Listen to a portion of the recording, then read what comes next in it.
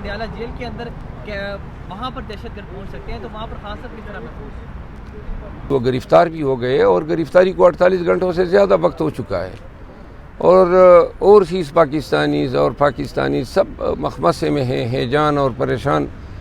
صورتحال سے دوچار ہیں۔ وہ یہ جاننا چاہتے ہیں کہ آیا ان لوگوں کا ٹارگیٹ خدا نخواستہ کہیں ہمارے لیڈر تو نہیں تھے؟ سی پی او راولپنڈی کو چاہیے تھا کہ جو ابتدائی تفتیش کی ہے، اس تفتیش کے نتیجے میں جو بھی معلومات سامنے آئی ہیں وہ قوم کے ساتھ شیئر کرتے۔ ہم بڑے پریشان ہیں خان صاحب کی سیکیورٹی کے حوالے سے، روز اول سے پریشان ہیں، اور ایسے واقعات جو ہیں ہماری پریشانی میں اور قوم کی پریشانی میں مزید اضافے کا باعث بن رہے ہیں۔ تو لہٰذا ہم توقع رکھتے ہیں کہ اگر کل نہیں تو آج سی پی او راولپنڈی اس حوالے سے پوری قوم کو اعتماد میں لے کے بتائیں کہ ان کا ٹارگیٹ کیا تھا، کس کے پیچھے آئے تھے، کیا دہشت گردی کی کارروائی یہ کرنا چاہتے تھے، کیونکہ یہ تو اب تسلیم کیا جا چکا ہے کہ یہ گرفتار بھی ہو چکے ہیں، ان سے بارود، ان سے ڈیٹونیٹر، جن سے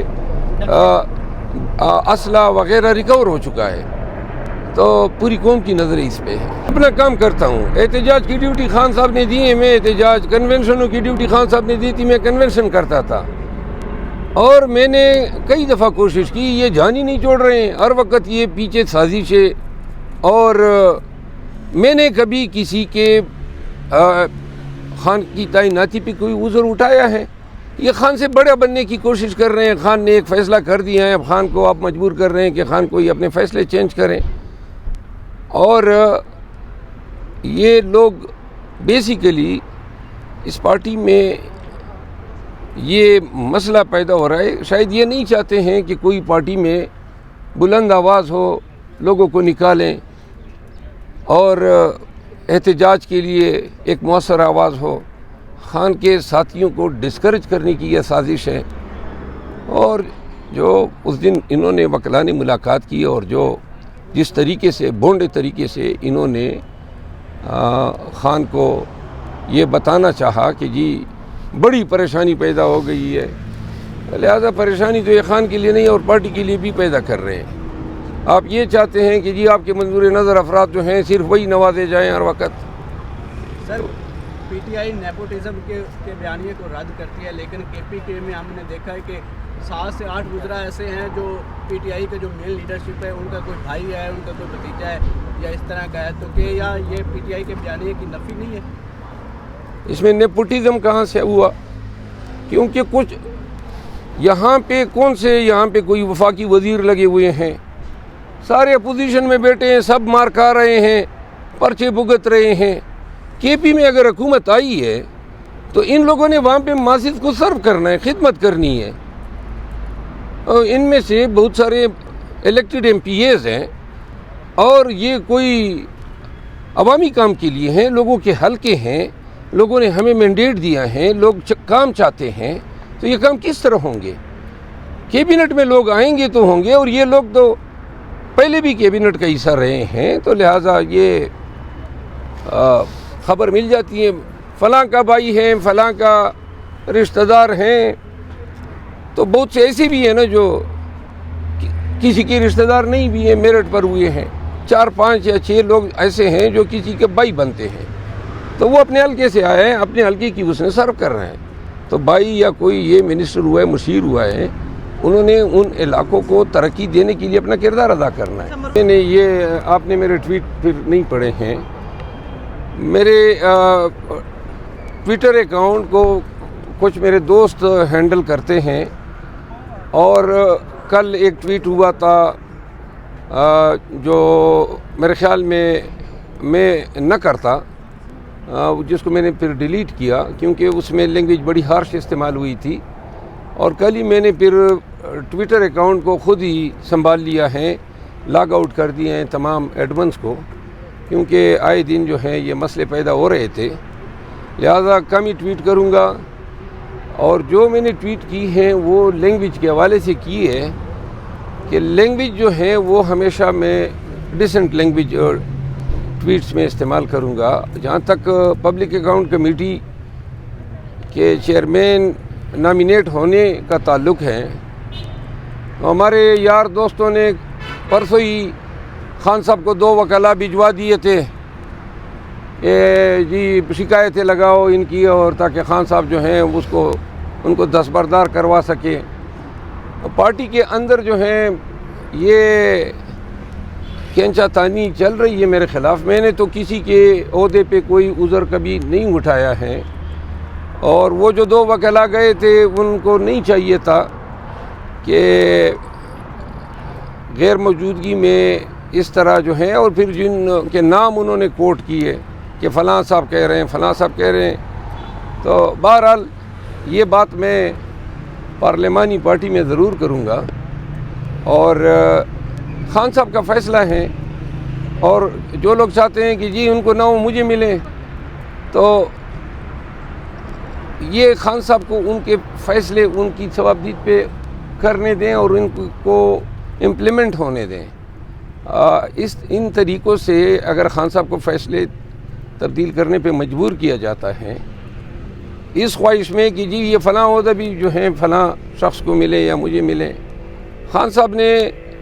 تمام جو پارٹی کے عہدے ہیں، بیرسٹر گور صاحب کو چیئرمین بنایا، عمر ایوب صاحب کو سیکرٹری جنرل بنایا، عمر ایوب صاحب کو اپوزیشن لیڈر بنایا. یہ فیصلے خان کے فیصلے ہیں، ہم سب کو قبول ہوتے ہیں. لیکن میرے حوالے سے پہلی دفعہ خان صاحب نے ایک فیصلہ کیا، تو اس پہ جو ہیں کچھ لوگوں کو لازماً تکلیف ہوگی، کیونکہ انہوں نے 2 وکلا بھیجے، اور انہوں نے پھر خان صاحب سے جو میٹنگ کی اس میں ان کی کوشش یہ تھی کہ کس طرح خان صاحب کو، لیکن خان صاحب نے انکار کیا. اچھا سر، اتوار کو جو احتجاج کرنے جا رہے ہیں اس کی قیادت آپ کرنے جا رہے ہیں؟ جی، اسلام آباد اور پنڈی میں ہمارا بھرپور احتجاج ہوگا. اسلام آباد اور پنڈی کو لوگوں کو میں یہ کہنا چاہتا ہوں کہ یہ احتجاج جو ہیں اب ضرورت ہے اس میں فیملیز کے آنے کی. 2 احتجاج ہم نے کیے، بھرپور احتجاج تھے، لیکن اس دفعہ ہم تاریخی احتجاج کرنا چاہتے ہیں. تو فیملی کے عوام سے، اسلام آباد کے عوام سے میری اپیل ہے کہ خان صاحب جب بھی احتجاج کی کال دیتے ہیں اس امید پہ دیتے ہیں کہ پاکستانی ان کی کال پہ لبیک کہیں گے، کیونکہ یہ احتجاج، یہ ہماری جدوجہد ہمارے ذات کے مفاد کے لیے نہیں ہے، بلکہ پاکستانیوں کے ایک بہتر مستقبل کے لیے ہماری یہ جنگ ہے. ہم 11 سے 12 بجے کے بیچ جو ہیں 26 نمبر چنگی پہ میں خود وہاں ہوں گا، اور وہاں پہ ہم اکٹھے ہوں گے. عامر مغل صاحب جو ہیں، جو ہمارے اسلام آباد ریجن کے صدر ہیں، اور ان کا حلقہ بھی بنتا ہے. پنڈی کے جی ٹی روڈ سے پنڈی کے عوام ہمیں وہاں پہ ملیں گے. مری روڈ سے لیاقت باغ سے قافلہ شروع ہوگا. فیض آباد پہ علی بخاری صاحب جو ہیں وہ قافلے کو لیڈ کریں گے روات سے، وہ وہاں پہ اکٹھے ہوں گے. اور 12 کہو کے جو ہمارے پارٹی کے عہدیداران ہیں وہ ریلی لے کے یہ آئیں گے 0 پوائنٹ پہ، اور یہ ہم سب 0 پوائنٹ پہ یکجا ہوں گے 2 بجے سے 3 بجے کے بیچ. اور پھر ہم جو ہیں سینٹورس کے پل سے جو ہیں جو فیملیز ہوں گے ان کو بے شک وہ اپنی گاڑی میں بیٹھ سکتے ہیں، جو جوان ہوں گے، اور ہم سب پیدل پریس کلب کی طرف جائیں گے. وہاں پہ ہم پھر احتجاجی جلد سے کہنے کا احتجاج کیا، پولیس نے پیچھا کیا ہے، تو اس بار بھی ذہنی طور پر تیار؟ پولیس تو ہمیشہ پیچھا کرتی ہے، ذہنی طور پہ تیار کیا ہے، اب تو دماغ میں بیٹھی ہوئی ہے. اچھا مروت صاحب، یہ جو گزشتہ روز واقعہ پیش آیا اور آپ کو ملاقات کی اجازت بھی نہیں دی گئی، کہا گیا کہ وہاں سے 3 دہشت گرد پکڑے گئے، افغانستان سے آئے ہیں، نقشے بھی ان کے پاس ہیں، کس قدر تشویشناک ہے؟ ادھر بانی چیئرمین پی ٹی آئی بھی قید ہے، چودھری پرویز الہی اور دیگر بھی. سیکیورٹی صورتحال کے مطابق کتنا آپ کے لیے چیلنجنگ ہے، اور اس حوالے سے کچھ آپ عدالت آج بانی chairman P T I Imran Ahmed Khan Niazi Sahib کے جیل سپرڈنٹ کے خلاف دائر کی گئی تموین عدالت کی درخواست پہ محترم جج جسٹس سردار اعجاز اسحاق صاحب کی عدالت میں سماعت ہوئی. اور اس کیس میں جیل سپرڈنٹ نے بیان الفی جمع کرایا ہے کہ آئندہ وکلاء کے ساتھ خان صاحب کی میٹنگ کو کوئی مانیٹر نہیں کرے گا، نہ کوئی سنے گا. اور اس کے ساتھ ہی ایک پوائنٹ پہ ڈیبیٹ ہوا کہ کیا جیل میں کوئی اولاتی یا قیدی سیاسی باتیں کر سکتا ہے یا نہیں، چونکہ یہ 1818 میں ریگولیشن بنے تھے پرزنر کے لیے، جن کو بعد میں سن 1947 میں ایڈاپٹیشن ایکٹ 1947 کے تحت پاکستان نے اس وقت ایڈاپٹ کیا، اور پھر سن 78 میں اپڈیٹڈ ورژن بنے جیل رولز کے، لیکن اس میں وہی انگریزوں کے تمام قوانین کو، جیل کے قوانین کو ریپروڈیوس کیا گیا۔ تو اس میں ایک شک یہ بھی ہے کہ جی جیل میں سیاسی گفت و شنید نہیں ہو سکتی ہیں۔ دوسری طرف آئین پاکستان جو ہے حق دیتا ہے بنیادی فنڈامنٹل رائٹ آف ایسوسیشن، تو لہٰذا یہ جو شک ہیں وہ متصادم آئین کے ساتھ، اور اس پہ بحث ہوئی جس پہ میں نے پرندیہ دیا کہ میں اس شک کو چیلنج کرتا ہوں۔ تو اس کے بعد عدالت نے معاونین مقرر کیے ہیں، کیونکہ خان صاحب کا ایک کیس اس طرح ہے کہ ان کے خلاف 202 لگ بھگ کرمنل کیسز ہیں، پھر ایک سیاسی پارٹی کے بانی ہیں، اور بہت سارے پارلیمنٹیرینز ہیں ان کی پارٹی کے، 2/3 میجارٹی سے زیادہ مینڈیٹ دیے ہیں پاکستان نے۔ تو لہٰذا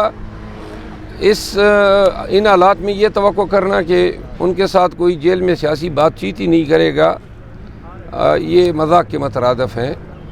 اگلے جمعے پہ اس کیس کی مزید سماعت ہوگی۔